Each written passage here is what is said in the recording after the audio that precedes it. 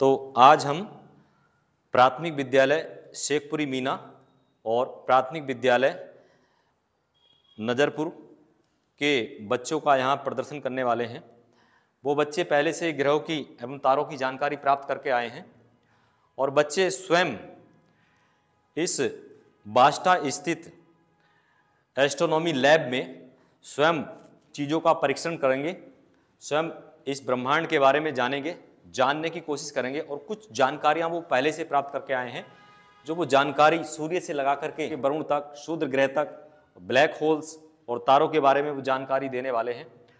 तो अब सब बच्चे तैयार हैं आप? हाँ। ठीक है, आइएगा। पहले कहाँ से शुरू करें? सूर्य। पहले हम सूर्य से शुरू करते हैं। दिव्य प्रकाश आर्य, तो सूर्य तारा की जानकारी आप देंगे। ठीक है, हमारा सूर्य एक तारा है। अब मान लीजिए का तारा है तो उसमें रिएक्शन तो चलना है क्योंकि तारा है और एस्ट्रोनॉमिकल यूनिट है। तो मैं कुछ एटॉमिक नंबर्स कलेक्ट कर लाया हूँ जो मुझे इस टास्क में हेल्प करेगा आपको समझाने के लिए कि सूर्य में न्यूक्लियर फ्यूजन कैसे होता है। सबसे पहले देखिएगा, ये दो मैं लाया हूँ हाइड्रोजन के मॉडल। इनमें दो एटम्स होते हैं हाइड्रोजन के और कम से कम 4 एटम्स चाहिए हमें हाइड्रोजन के एक रिएक्शन को फॉर्म करने के लिए। तो ये दो हैं हमारे पास हाइड्रोजन के मॉलिक्यूल्स, हाइड्रोजन। और सन में क्या होता है, ग्रेविटी की वजह से उसमें कोर में ये जो हाइड्रोजन होते हैं ये दोनों एक साथ फ्यूज हो जाते हैं। अब इनके फ्यूज होने के बाद इनमें से अलग टाइप का गैस निकलता है जो है हीलियम।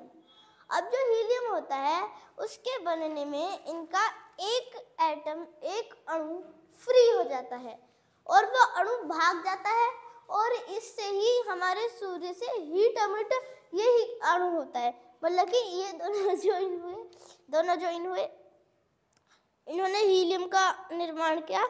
लेकिन आप सोचेंगे ये तो 4 अणु थे, चौथा अणु कहाँ गया, चौथा परमाणु कहाँ गया? तो चौथा परमाणु इधर से फ्री हो गया, इधर से फ्री हो गया और उसकी वजह से यही हम रेडिएशन के रूप में सन से प्राप्त करते हैं। यही ऊर्जा है सन जो देता है और ये ही हीलियम एटम है जो दोबारा से फ्यूज होकर मीथेन बन जाता है। हमारा सूर्य लगभग 6000 डिग्री सेल्सियस पर बर्न करता है।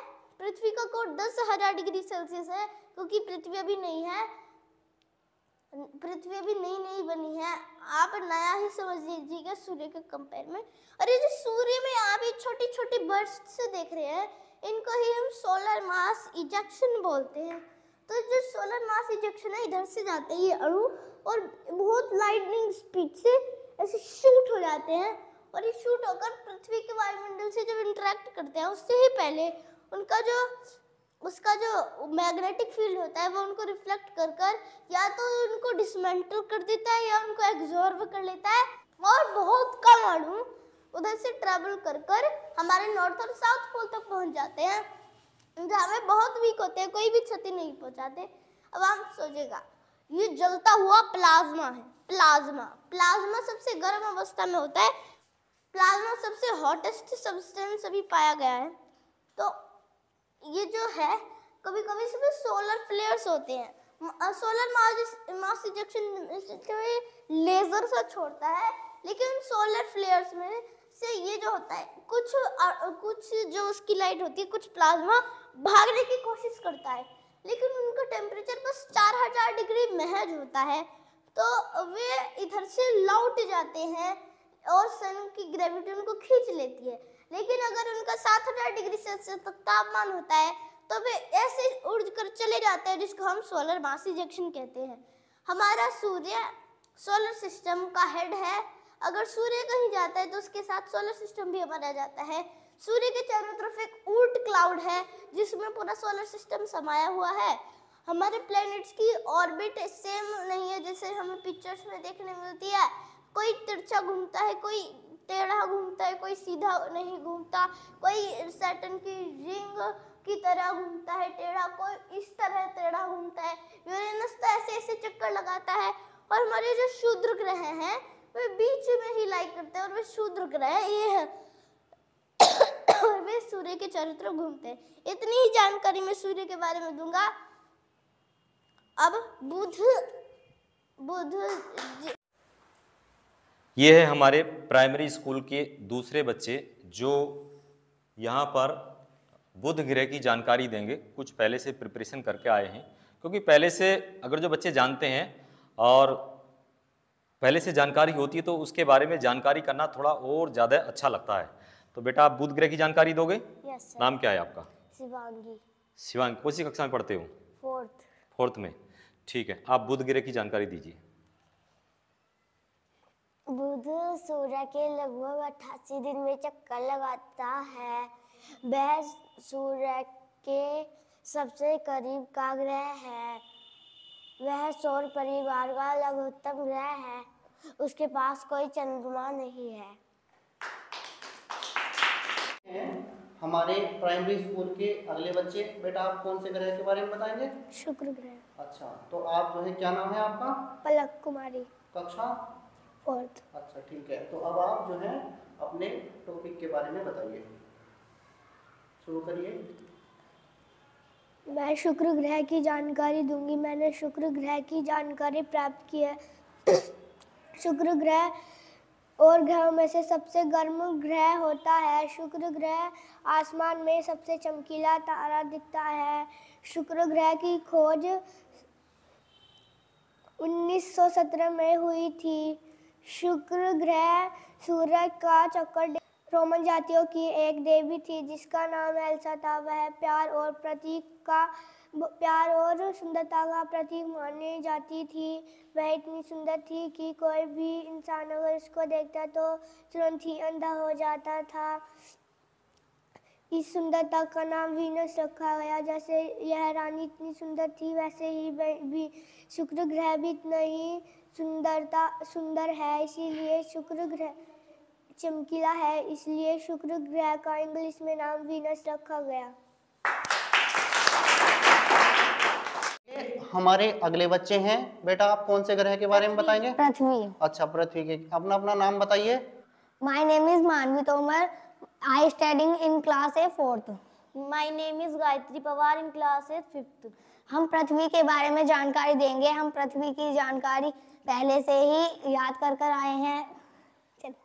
पृथ्वी और सूर्य की दूरी 15 करोड़ किलोमीटर दूरी पर है। पृथ्वी सूर्य का एक चक्कर 365 या 366 दिन में लगा लेती है, जिसे हम एक वर्ष कहते हैं। पृथ्वी का एक उपग्रह है जिसे हम चंद्रमा कहते हैं और पृथ्वी तीसरे नंबर का ग्रह है। 62 करोड़ साल पहले एक दिन में 21.9 घंटे होते थे। पृथ्वी को जन्म लिए 3.5 अरब हो चुके हैं। पृथ्वी पर 77% नाइट्रोजन, 21% ऑक्सीजन और कुछ मात्रा में आर्गन और कार्बन डाइऑक्साइड। पृथ्वी का एक उपग्रह है जिसे हम चंद्रमा कहते हैं। पृथ्वी अपनी जगह है 24 घंटे में घूमने में 24 घंटे लेती है।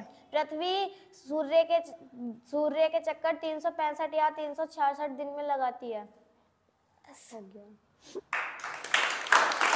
दोबारा बोल। ये हैं हमारे प्राइमरी के बच्चे जो हमारे चौथे ग्रह की जानकारी देंगे, जिसका नाम है मंगल। तो बेटा मंगल ग्रह की जानकारी दोगे? चलिए, मंगल ग्रह के बारे में कुछ पहले से जानते हो? कौन सा मंगल ग्रह है इसमें? कहाँ पर है? वहाँ है मंगल ग्रह। ठीक है, तो मंगल ग्रह की जानकारी आप दीजिए। सुनेंगे सब बच्चे? अच्छे से सुनिएगा, वो मंगल ग्रह की जानकारी देने जा रहे हैं, आप सुनिए। चलो। 22 करोड़ 80 लाख मंगल की सूर्य से दूरी है। आयरन ऑक्साइड की अधिकता से इसका रंग लाल है। मंगल सूर्य से चौथा ग्रह है। मंगल अपनी जगह घूमने में 24.6 घंटे लेता है। हम बृहस्पति आप ये भी प्राइमरी के बच्चे हैं और ये भी अपने ग्रह की जानकारी तैयार करके लाए हैं। हालांकि सभी ग्रह के बारे में बच्चे ने पढ़ा है, लेकिन एक स्पेसिफिक ग्रह की बच्चे खुद ही अपनी मर्जी से तैयारी करके लाए हैं। तो आप कौन से ग्रह की तैयारी करके लाए हो? बृहस्पति। अच्छा, बृहस्पति ग्रह की जानकारी दोगे आप? यस। आप सब बच्चे बृहस्पति ग्रह की जानकारी लेने के लिए तैयार हैं? Yes sir. दीजिए बेटा बृहस्पति ग्रह। बृहस्पति सौरमंडल का सबसे बड़ा ग्रह है। बृहस्पति में 3 पृथ्वी समा सकती हैं। बृहस्पति इतना बड़ा है, इसमें 3 पृथ्वियां समा सकती हैं। बृहस्पति के उपग्रह की संख्या 79 है और बृहस्पति की सूर्य से दूरी 77 करोड़ 85 लाख। बोला। बृहस्पति अपनी जगह घूमने में 10 घंटे लेता है। बृहस्पति का रंग पीला है। बृहस्पति गैसों तथा तरल पदार्थ से बना हुआ है। बृहस्पति 5वें नंबर पर आता है। बृहस्पति में हीरो की मात्रा पाई जाती है। और बृहस्पति सूर्य की परिक्रमा करने में 12 साल का समय लगाता है।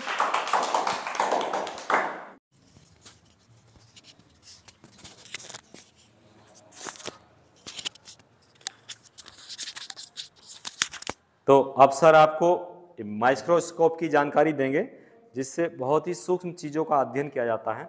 सब बच्चे तैयार हैं माइक्रोस्कोप की जानकारी देने को? आपके मन में पहले से कौतूहलता, पता नहीं माइक्रोस्कोप में चीज़ें कैसी चमकती हैं, तो पहले इसकी बेसिक जानकारी आप प्राप्त कर लीजिए, ठीक है? उसके बाद आप खुद से इसमें सूक्ष्म चीज़ों का अवलोकन करेंगे, ठीक? चलिए, ठीक है। तो प्यारे बच्चों, ये हमारे पास सूक्ष्मदर्शी है, इसे हम सूक्ष्मदर्शी कहते हैं, अंग्रेजी में माइक्रोस्कोप। सूक्ष्मदर्शी इसका काम क्या है? जिन चीज़ों को हम अपनी आँखों से बहुत आसानी से नहीं देख सकते, इस धरती पर कुछ चीज़ें ऐसी भी हैं जो बहुत छोटी हैं। कुछ बड़ी चीज़ें तो हम आसानी से देख लेते हैं, जैसे जहाँ तक हमारे बाल हैं वे कितने पतले हैं उन्हें भी हम आसानी से देख लेते हैं, लेकिन उनसे भी पतली चीज़ें हैं, उनसे भी बहुत बारीक बारीक चीज़ें हैं, तो उन्हें देखने के लिए हम इस सूक्ष्मदर्शी का प्रयोग करते हैं। ये तो एक सरल छोटी सूक्ष्मदर्शी है, इससे भी बहुत बड़ी बड़ी जो एडवांस सूक्ष्मदर्शी होती हैं उनकी सहायता से हम बहुत छोटी चीज़ों को देख सकते हैं। यहाँ पर देखने के लिए ये लेंस लगा हुआ है, ये लेंस है। क्या है ये? लेंस। इस लेंस की सहायता से उस चीज़ का हम बड़ा प्रतिबिंब देख सकते हैं, उसकी बड़ी छाया देख सकते हैं। ठीक है, ऐसे रखो, ऐसे इधर से आएगी लाइट।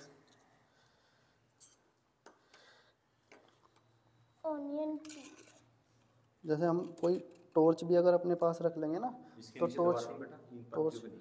टॉर्च की भी, ठीक है। रुको, इसे रुको, ऐसे नहीं दिखाने का कुछ भी, रुको बाबू। पहले आप इस मिरर को सेट करो, ठीक है? इस मिरर को देख के ये इस तरह से सेट करना है। यहाँ से लाइट दिखनी चाहिए, ठीक है? ऊपर से देखते जाओ और इसमें लाइट देखो, लाइट दिख रही है क्या? हैं? दिख रही है। दिखाइयो।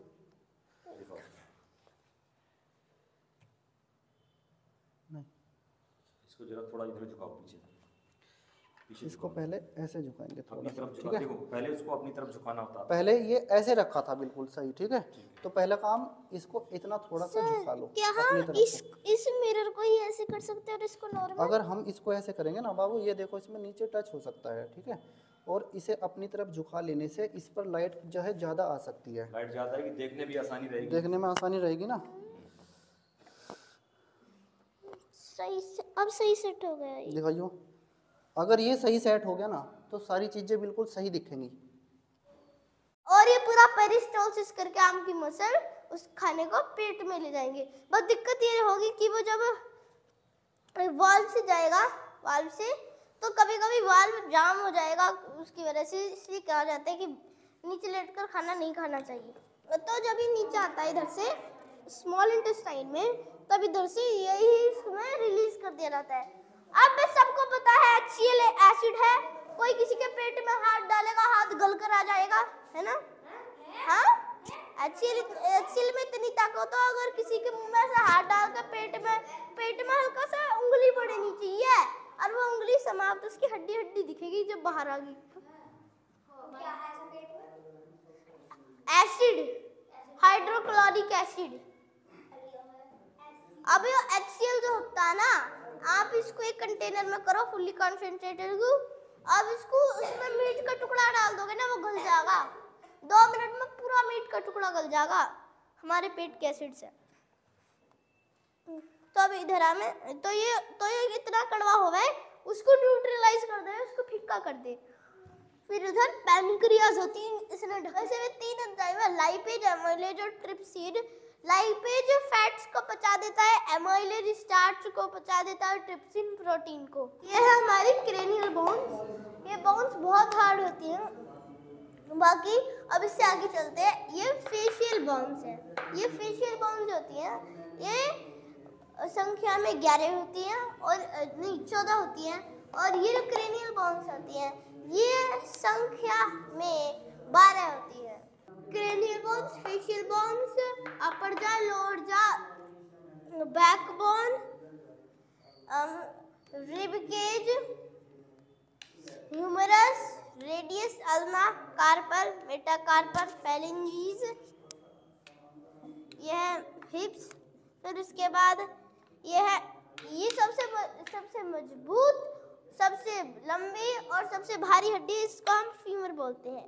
ये जो है ये टिबिया है और ये जो हमको छोटा सा दिख रहा है ये फिब्यूला है। और देखिएगा ये जो एडी है, इस ये एडी को आप टार्सल बोलना शुरू कर दीजिए। और ये जो मेटाटार्सल है ये इधर पाया जाता है, जो हमें इनको ट्विस्ट करने में, फेलिंजीज को ट्विस्ट करने में मदद करता है। अब ये थे हमारे स्केलेटल सिस्टम।